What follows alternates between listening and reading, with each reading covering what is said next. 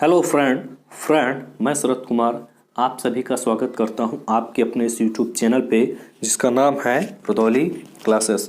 Friend, इससे पहले मैंने वीडियो आपके लिए अपलोड की थी। उसमें मैंने पॉलिटी के कुछ इम्पॉर्टेंट क्वेश्चन आंसर आपको बताए थे। उसी वीडियो में मैंने आपसे कहा था कि नेक्स्ट वीडियो में आपके लिए जो लेके आऊँगा उसमें इंडियन पॉलिटी के जो इम्पॉर्टेंट आर्टिकल हैं, भारतीय संविधान के जो अनुच्छेद हैं, उनके बारे में मैं आपको बताऊंगा। तो फ्रेंड, इस वीडियो में मैंने आपके लिए भारतीय संविधान के जितने भी महत्वपूर्ण अनुच्छेद हैं जो एग्ज़ाम में जिनसे क्वेश्चन आंसर पूछे जाते हैं, उनको मैंने यहाँ पे आपके लिए इंक्लूड किया है। तो चलिए फ्रेंड, आइए स्टार्ट करते हैं आज की अपनी इस वीडियो को, जिसमें मैं बात करूँगा भारतीय संविधान के महत्वपूर्ण अनुच्छेद की। तो जैसा कि आप देख रहे हैं कि अनुच्छेद फर्स्ट में भारत राज्यों का संघ है, इस बात का वर्णन किया गया है। देखिए फ्रेंड, ये जो टॉपिक है अनुच्छेद वाला आर्टिकल का, उसमें दो तरीके से क्वेश्चन पूछे जाते हैं। क्वेश्चन ये पूछा जाए कि अनुच्छेद 1 में किस चीज़ का वर्णन किया गया है, या अनुच्छेद 1 में किसका वर्णन किया गया है, तब आपका आंसर होगा भारत राज्यों का संघ है, इसका वर्णन। क्वेश्चन ये पूछा जाए भारत राज्यों का संघ है, इस बात का वर्णन किस अनुच्छेद में किया गया, तब आपका आंसर होगा अनुच्छेद 1 में, पहले अनुच्छेद में। तो इस तरीके से क्वेश्चन फ्रेंड अनुच्छेद से आते हैं, आर्टिकल से आते हैं। आइए देखें नेक्स्ट नंबर का आर्टिकल है आर्टिकल नंबर 3, अनुच्छेद 3। अनुच्छेद 3 में कहा गया है संसद विधि द्वारा नए राज्य बना सकती है, साथ ही साथ राज्यों के नाम एवं सीमाओं में परिवर्तन कर सकती है। तो राज्यों के नाम को बदलना, उनकी सीमाओं को बदलना, साथ ही साथ नए राज्यों को बनाना, इस बात का वर्णन किया गया है अनुच्छेद 3 में। आइए देखते हैं नेक्स्ट नंबर है अनुच्छेद 13। अनुच्छेद 13 जो है मोस्ट इम्पॉर्टेंट मान के चलिए, इससे क्वेश्चन कई बार आप पूछे गए हैं। अनुच्छेद 13 आर्टिकल 13 मौलिक अधिकारों की सुरक्षा प्रदान करता है।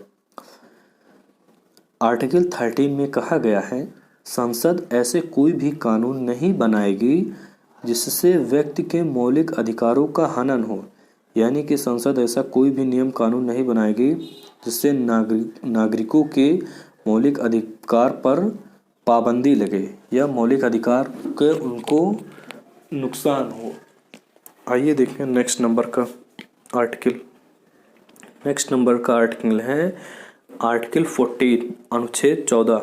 उसमें समता या समानता की अधिकार का वर्णन किया गया है। अनुच्छेद 14 में कहा गया है राज्य सभी व्यक्ति के लिए एक समान कानून बनाएगी। अब यहाँ पर क्वेश्चन दो तरीके से आएगा। क्वेश्चन पूछा जाए समता या समानता के अधिकार का वर्णन किस अनुच्छेद में किया गया है, तब आपका आंसर होगा अनुच्छेद 14 में। क्वेश्चन पूछा जाए अनुच्छेद 14 में किस चीज़ का वर्णन किया गया, तब होगा समता या समानता के अधिकार का वर्णन। चलिए देखें नेक्स्ट आर्टिकल है आर्टिकल नंबर 16, 16वें अनुच्छेद में कहा गया है सरकारी नौकरियों में समान अवसर, यानी कि भारत के जितने भी नागरिक हैं उन सभी को सरकारी नौकरियों में समान अवसर प्रदान किया जाएगा। नेक्स्ट नंबर का article number 17 most important friend, इसकी बात मैंने पिछले वीडियो में की थी। अगर आपने वो वीडियो नहीं देखा है तो मेरे चैनल के प्लेलिस्ट में जाइए, वहाँ आपको मिल जाएगा। आइए मैं यहाँ एक बार फिर से अनुच्छेद 17 का आपको वर्णन कर रहा हूँ। अनुच्छेद 17 में अस्पृश्यता के उन्मूलन की बात की गई। अस्पृश्यता का उन्मूलन का मतलब क्या होता है? संविधान लागू होने के बाद हमारे देश में जितनी भी सामाजिक छुआछूत थी उन सबको समाप्त कर दिया गया है।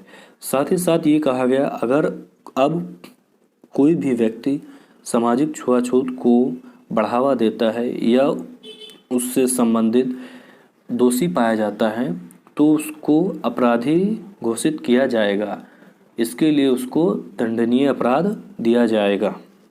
तो फ्रेंड अनुच्छेद 17 में अस्पृश्यता के उन्मूलन का वर्णन किया गया। इसमें कहा गया संविधान लागू होने के बाद सभी प्रकार के सामाजिक छुआछूत को दंडनीय अपराध माना जाएगा।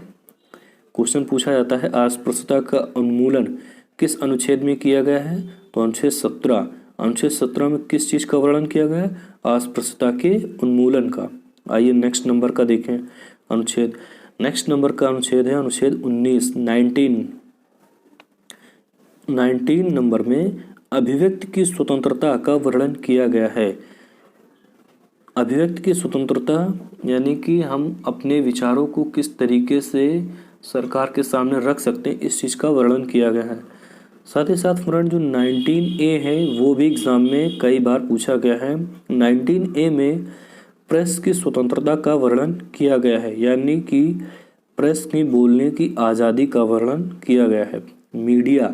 मीडिया को बोलने की जो आज़ादी मिली है उस चीज़ का वर्णन किया गया है 19A में। 19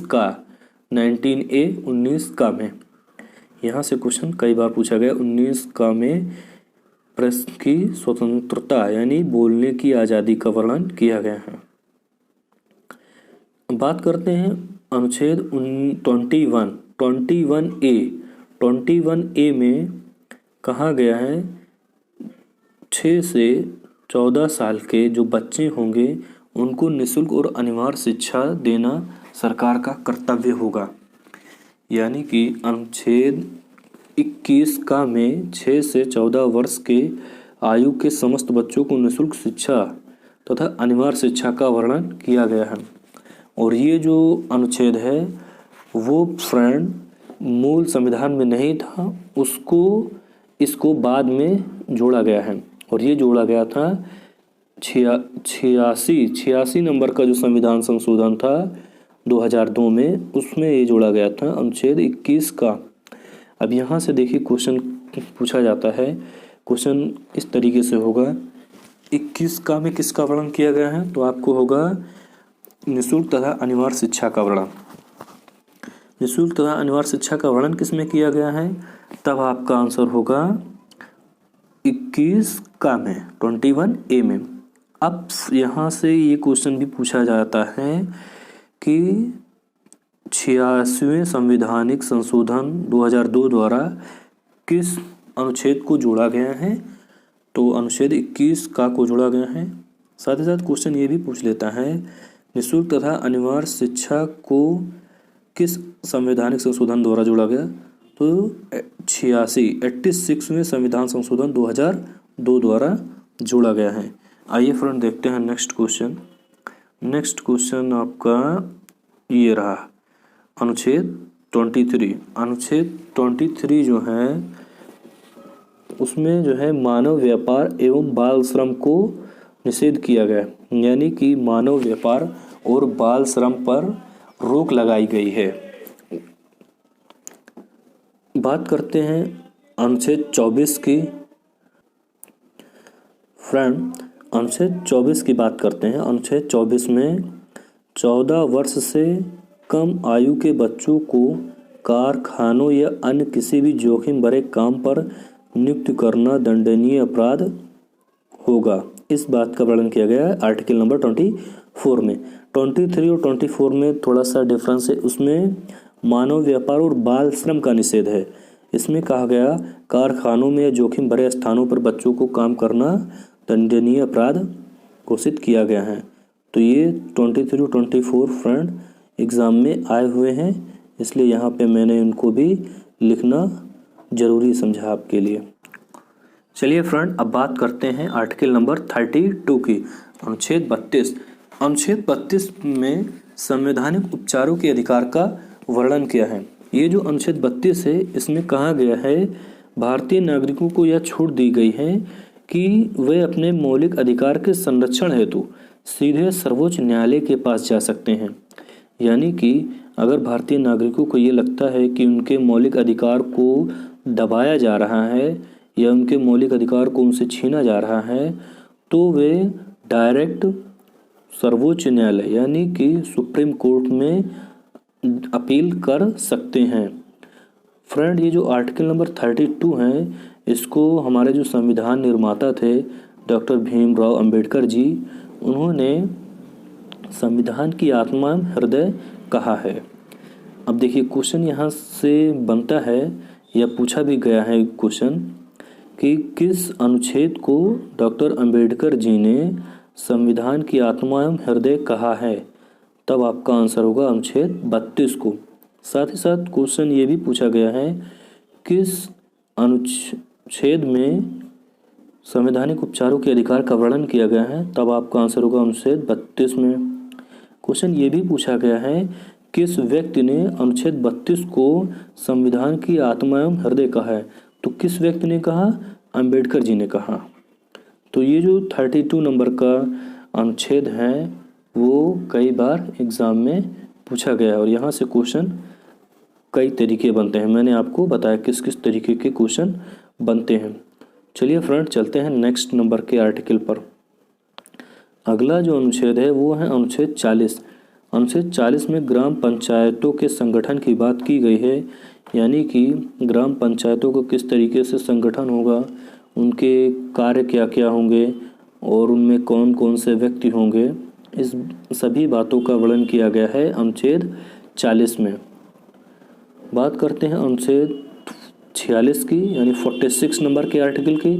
तो 46 नंबर का जो आर्टिकल है उसमें SC ST साथ ही साथ SC ST के साथ साथ जो कमज़ोर वर्ग के व्यक्ति हैं उनकी आर्थिक एवं शैक्षिक स्थिति को सुधारने का सरकार द्वारा प्रयास किया जाएगा। यानी कि अनुच्छेद 46 में ये कहा गया सरकार SC ST साथ ही साथ जो कमज़ोर वर्ग के व्यक्ति हैं उनकी आर्थिक और शैक्षिक स्थिति को सुधारने का प्रयास करेगी। नेक्स्ट नंबर का आर्टिकल नंबर 51 में अंतर्राष्ट्रीय शांति एवं सुरक्षा को बढ़ावा देने की बात कही गई है। क्वेश्चन इस तरीके से हो सकता है, अंतर्राष्ट्रीय शांति एवं सुरक्षा की बात किस अनुच्छेद में कही गई, तो अनुच्छेद 51 में कही गई। अनुच्छेद 51 में किस चीज़ का वर्णन किया गया है, अनुच्छेद 51 में अंतर्राष्ट्रीय शांति एवं सुरक्षा का वर्णन किया गया है। चलिए देखते हैं नेक्स्ट नंबर का है अनुच्छेद 51 का।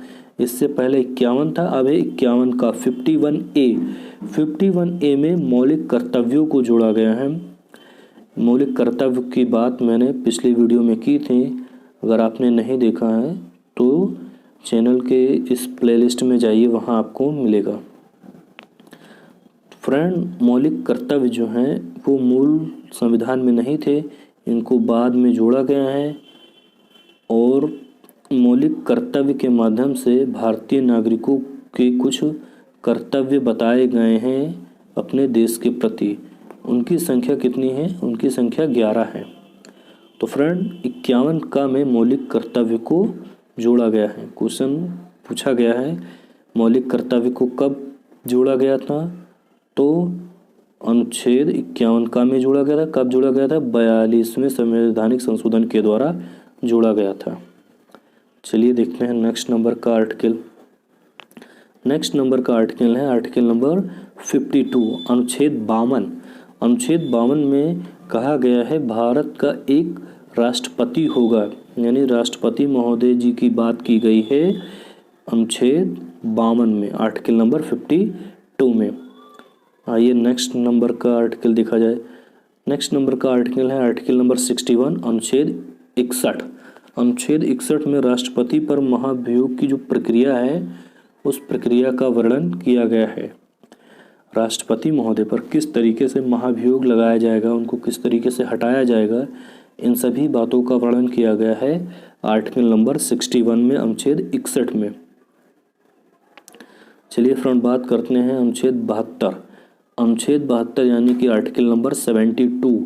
आर्टिकल नंबर 72 में राष्ट्रपति द्वारा क्षमादान की शक्ति का वर्णन किया गया है, यानी कि राष्ट्रपति महोदय किसी भी व्यक्ति को उसके अपराध के लिए उसे क्षमादान दे सकते हैं।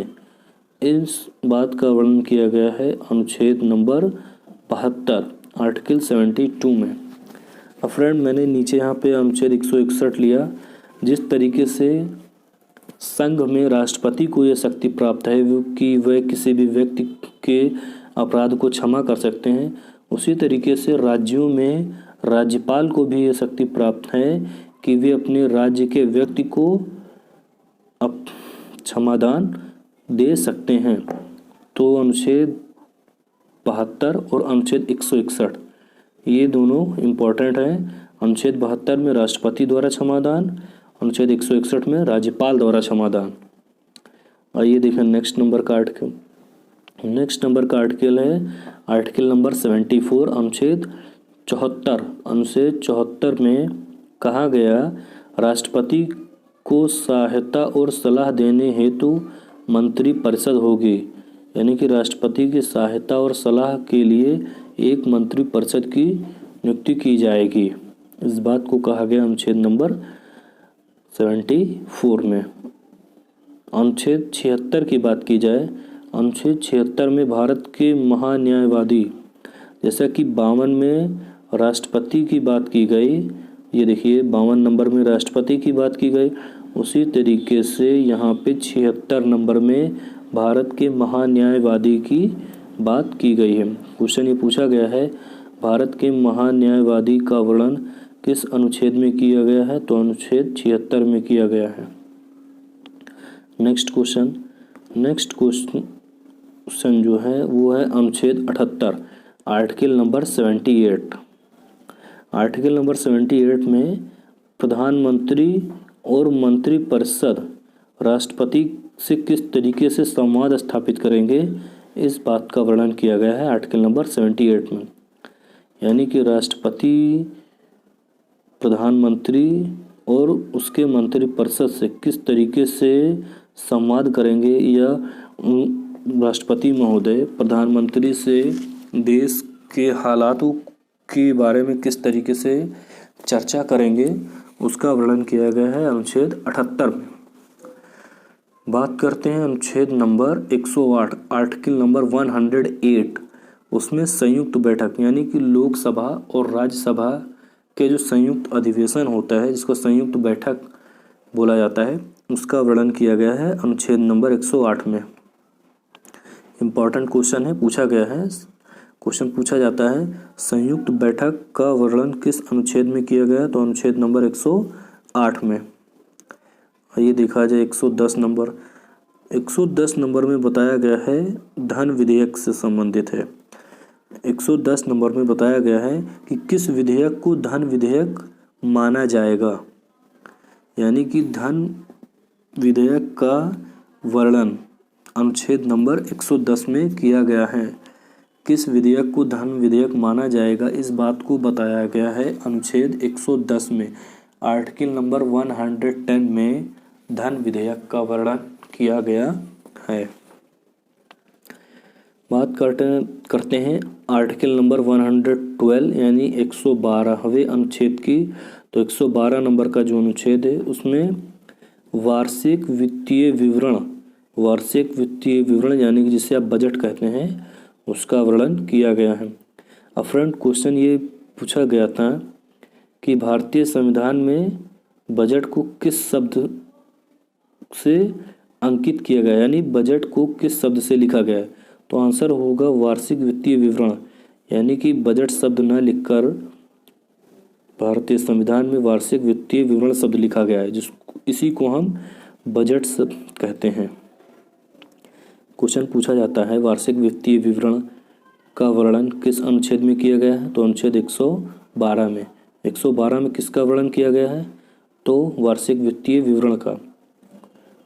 बात करते हैं 143 अनुच्छेद 143 की। अनुच्छेद 143 में ये लिखा गया है राष्ट्रपति महोदय किसी भी समय सुप्रीम कोर्ट के न्यायाधीश से परामर्श ले सकते हैं। तो सुप्रीम कोर्ट द्वारा परामर्श लेने की बात का वर्णन किया गया है आर्टिकल नंबर 143 में। चलिए बात करते हैं अनुच्छेद 148 की।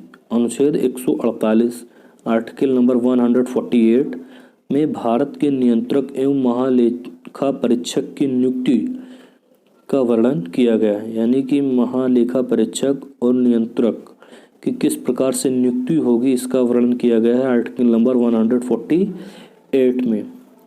बात करते हैं आर्टिकल नंबर 155, मोस्ट इम्पॉर्टेंट है फ्रेंड, अनुच्छेद 155 नंबर का जो अनुच्छेद है उससे क्वेश्चन कई बार देखने को मिला है। 155 नंबर में राज्यों में राज्यपाल की किस प्रकार से नियुक्ति होगी इसका वर्णन किया गया है 155 नंबर के अनुच्छेद में। तो अनुच्छेद 55 राज्यों में राज्यपाल की नियुक्ति का वर्णन। चलिए देखते हैं नेक्स्ट नंबर मैंने आपको पहले बता दिया, यहाँ फिर से बता रहा हूँ। मैंने ऊपर जब बताया था राष्ट्रपति द्वारा क्षमादान की शक्ति, वो आर्टिकल, अब यहाँ पे अनुच्छेद 166 राज्यपाल द्वारा क्षमादान की शक्ति। चलिए नेक्स्ट नंबर का आर्टिकल देखा जाए। आर्टिकल नंबर 214 नंबर के आर्टिकल में कहा गया है सभी राज्य के लिए एक उच्च न्यायालय की व्यवस्था होगी, यानी राज्यों में हाई कोर्ट की जो व्यवस्था है उसका वर्णन किया गया है अनुच्छेद 214 में। क्वेश्चन पूछा गया था कि हाई कोर्ट का वर्णन या प्रत्येक राज्य के लिए उच्च न्यायालय की व्यवस्था का वर्णन किस अनुच्छेद में किया गया, तो अनुच्छेद 214 में। फ्रेंड यहाँ पे जितने भी आर्टिकल इम्पोर्टेंट हैं वो सारे लिए गए हैं, बाकी अनुच्छेद 395 हैं, उस सारे अनुच्छेद को याद करना बहुत ही मुश्किल काम है। इसीलिए जो इम्पोर्टेंट आर्टिकल हैं जो एग्ज़ाम में पूछे जाते हैं सिर्फ उन्हीं आर्टिकल का वर्णन यहाँ पे मेरे द्वारा किया जा रहा है आपको। बात करते हैं अनुच्छेद 243 की। 243 नंबर का जो अनुच्छेद है इसमें पंचायत एवं नगर पालिका का वर्णन किया गया है, यानी कि पंचायत के कौन कौन से कार्य होंगे, नगर पालिका के कौन कौन से कार्य होंगे, या पंचायत में किस तरीके से सदस्य का चुनाव होगा, नगर पालिका में किस तरीके से सदस्यों का चुनाव होगा, इन सभी बातों का वर्णन किया गया है अनुच्छेद नंबर 243 में। तो 243 में बताया गया है पंचायत एवं नगर पालिका के बारे में। चलिए नेक्स्ट नंबर देखा जाए। नेक्स्ट नंबर है 280। अनुच्छेद नंबर 280 में राष्ट्रपति द्वारा वित्त आयोग की स्थापना, यानी राष्ट्रपति महोदय वित्त आयोग की स्थापना करेंगे, इस बात को बताया गया है अनुच्छेद नंबर 280 में। चलिए बात करते हैं अनुच्छेद नंबर 343 में कहा गया संघ की आधिकारिक भाषा देवनागरी लिपि हिंदी होगी, यानी कि 343 में कहा गया कि जो केंद्र सरकार होगी उसकी जो आधिकारिक भाषा होगी वो हिंदी होगी। तो फ्रेंड क्वेश्चन ये पूछा गया था कि केंद्र की आधिकारिक भाषा का वर्णन किस अनुच्छेद में किया गया है, तो अनुच्छेद नंबर 343। साथ ही साथ क्वेश्चन ये भी पूछा गया था केंद्र सरकार की आधिकारिक भाषा कौन है, तो वो है हिंदी। देवनागरी की बात की जाए, लिपि की बात की जाए तो लिपि है देवनागरी। चलिए बात करते हैं 351 में संघ द्वारा हिंदी का प्रचार प्रसार किया जाएगा, इस बात का वर्णन किया गया है। 343 में कहा गया कि संघ की आधिकारिक भाषा हिंदी होगी, और 351 में कहा गया कि संघ हिंदी का प्रचार प्रसार करेगा। संघ सरकार हिंदी का प्रचार प्रसार करेगी। इम्पोर्टेंट है दोनों आर्टिकल, पूछा गया है। अब फ्रेंड बात करते हैं अनुच्छेद नंबर 352। अनुच्छेद नंबर 352 में राष्ट्रीय आपात की बात की गई है। और राष्ट्रीय आपात क्या होता है, देखिए मैंने यहाँ पे हाईलाइट करके ग्रीन कलर से मैंने आपको बताया है। राष्ट्रीय आपात की जो घोषणा है वो की जाती है राष्ट्रपति के द्वारा। राष्ट्रपति द्वारा की जाती है जब भारत या उसके किसी भाग पर बाह्य आक्रमण या फिर सैन्य विद्रोह या सुरक्षा का खतरा होता है, यानी कि राष्ट्रपति महोदय जी को जब ये लगता है कि भारत पर या उसके किसी भाग पर बाह्य आक्रमण होने वाला है या सैन्य विद्रोह होने वाला है या भारत पर या उसके किसी भाग पर सुरक्षा का खतरा मंडरा रहा है तो वो राष्ट्रीय आपात की जो है घोषणा करता है। और इस बात को बताया गया है अनुच्छेद नंबर 352 में। बहुत ही इम्पोर्टेंट आर्टिकल है, एग्ज़ाम में कई बार पूछा गया है। नेक्स्ट नंबर का आर्टिकल देखा जाए। नेक्स्ट नंबर का आर्टिकल है आर्टिकल नंबर 356 356 नंबर में राज्य में राष्ट्रपति शासन। राज्य में राष्ट्रपति शासन का क्या मतलब है? यदि राज्यपाल द्वारा राष्ट्रपति को सूचित किया जाता है कि उसके राज्य में, यानी कि जहाँ का राज्यपाल सूचना देगा, वो बताएगा कि मेरे राज्यपाल में शासन संवैधानिक तरीके से नहीं चल रहा है, तो राष्ट्रपति महोदय उस राज्य का शासन स्वयं ही संचालित करते हैं। इसी को कहा जाता है राज्य में राष्ट्रपति शासन। जम्मू कश्मीर में कई बार देखने को ये मिला है राज्य में राष्ट्रपति शासन। तो फ्रेंड, ये जो क्वेश्चन आर्टिकल है, यहाँ पे क्वेश्चन इस तरीके से बनता है कि राष्ट्रपति शासन का वर्णन किस अनुच्छेद में किया गया है? तो अनुच्छेद 356 में। अब क्वेश्चन ये भी पूछा जाता है कि राज्य में राष्ट्रपति शासन को लागू करने के लिए कौन कहता है? तो राज्यपाल कहता है। किससे कहता है? राष्ट्रपति महोदय से कहता है। तो इस तरीके से क्वेश्चन पूछे जाते हैं। चलिए बात करते हैं अनुच्छेद नंबर 360 की। अनुच्छेद नंबर 360 में वित्तीय आपात का वर्णन किया। ये वित्तीय आपात क्या है? तो देखिए, वित्तीय आपात क्या है? जब राष्ट्रपति को यह लगता है कि भारत पर या इसके किसी भाग पर वित्तीय संकट आया है, यानी कि पैसों का संकट आया है या आने वाला है, तो वह वित्तीय आपात की घोषणा करता है। तो फ्रेंड, ये जो 360 नंबर है उसमें वित्तीय आपात का वर्णन किया। 360 नंबर का जो आर्टिकल है उसमें वित्तीय आपात के बारे में बताया गया है। वित्तीय आपात क्या होता है मैंने आपको यहाँ पे से हाईलाइट करके बताया। अब फ्रेंड, यहाँ पे जितने भी मैंने ग्रीन कलर से हाईलाइट किए हैं पॉइंट, वो एग्ज़ाम में कई बार पूछे गए हैं, उनको आप मोस्ट इम्पॉर्टेंट मानिए। फ्रेंड, बात करते हैं नेक्स्ट नंबर के अनुच्छेद की। जो नेक्स्ट नंबर का अनुच्छेद है वो है अनुच्छेद 368, आर्टिकल नंबर 368। आर्टिकल नंबर 368 में संविधान में संशोधन की प्रक्रिया का उल्लेख किया गया है, यानी कि संविधान में किस तरीके से परिवर्तन होगा या किस तरीके से संशोधन होगा, इस बात का वर्णन किया गया है अनुच्छेद 368 में। तो फ्रेंड, इस तरीके से आपका ये जो मोस्ट इम्पॉर्टेंट टॉपिक था भारतीय संविधान के महत्वपूर्ण अनुच्छेद, वो यहाँ पर कंप्लीट होता है। फ्रेंड, मिलते हैं नेक्स्ट वीडियो में नेक्स्ट टॉपिक के साथ।